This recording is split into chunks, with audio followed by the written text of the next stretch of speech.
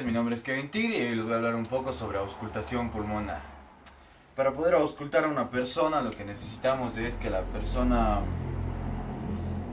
se muestre recta, y los puntos en donde debemos auscultar es toda esta parte de aquí y hasta acá, entre medio al lado de las escápulas.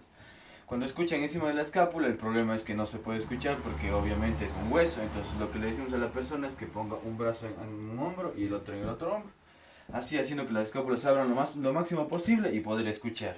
Primero le siente bien y sería toda la línea donde no está la escápula para un lado.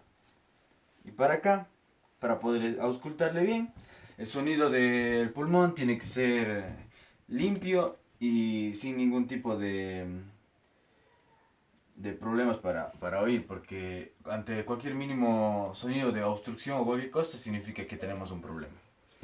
Para la auscultación en la parte del pecho, lo que tenemos que hacer es buscar entre medio de línea clavicular media y el primer espacio intercostal, y entre cuarta y quinta costilla igual en línea clavicular media. Muchas gracias.